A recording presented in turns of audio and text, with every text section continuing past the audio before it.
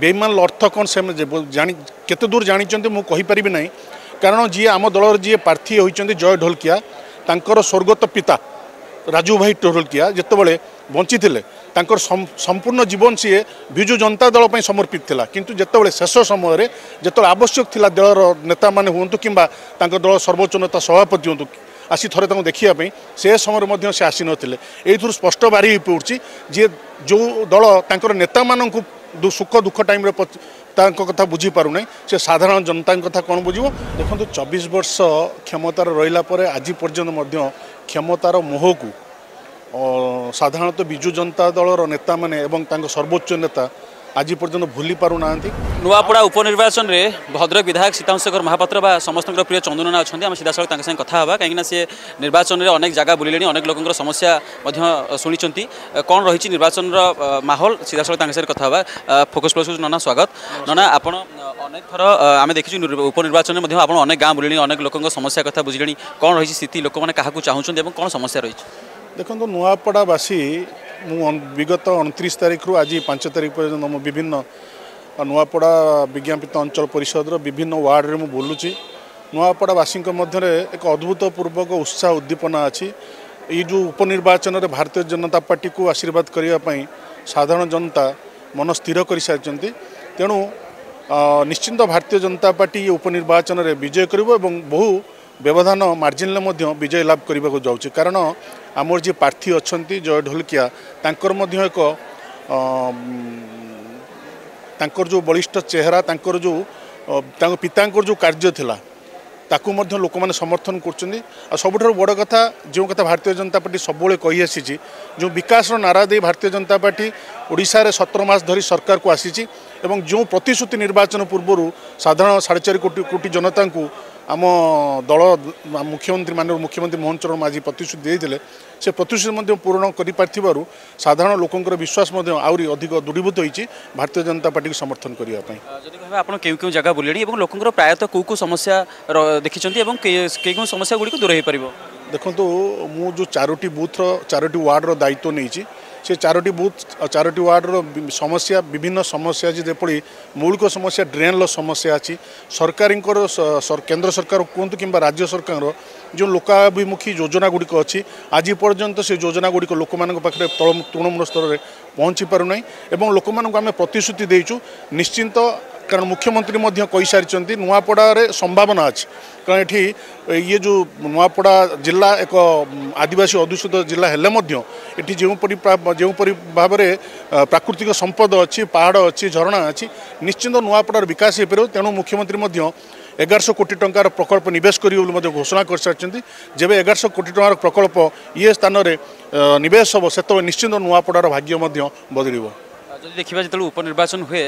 मुख्यमंत्री मैंने आसती पूर्वतन मुख्यमंत्री आसती समस्ते कहते नुआपड़ा दायित्व आमर आम भद्रक धामनगर में उपनिर्वाचन देखी मुख्यमंत्री कहते धामनगर दायित्व मोर बोली कहते किंतु धामनगर कौन भाव में से लिभे से आप जानते कहीं आप से अंचल समस्त प्रिय नेता कि कह नुआपड़ा उपनिर्वाचन कथा जी कह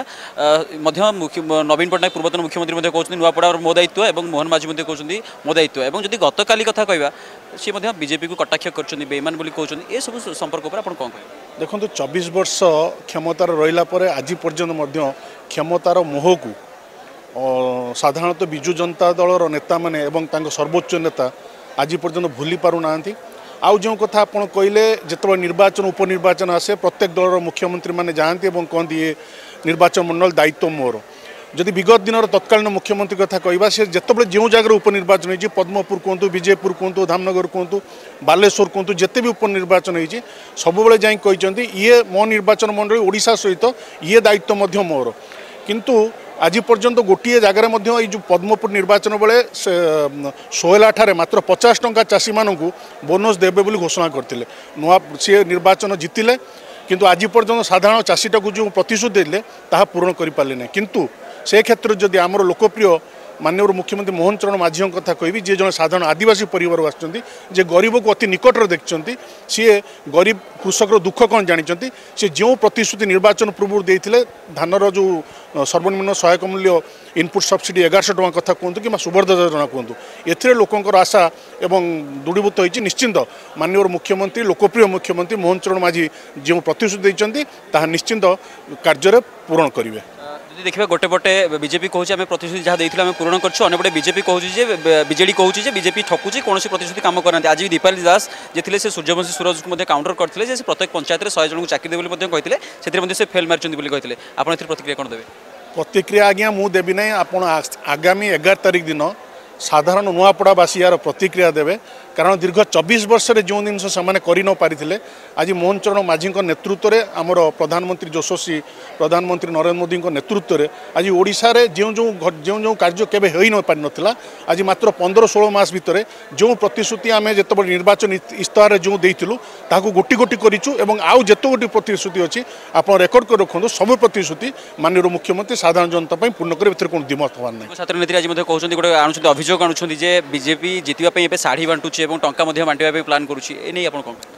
आज्ञा सेमिति कोनोसी तथ्य प्रमाण नाही निर्वाचन रे विरोधी माने समाने दल को कटाक्ष करने सब रणनीति ये कर नुआपड़ावासी बुझी सारी ये सब किसी कम देव ना। आगामी 11 तारिख दिन भारतीय जनता पार्टी सपक्ष भोट जाऊँ भारतीय जनता पार्टी बहु व्यवधान विजय होगा सुनिश्चित।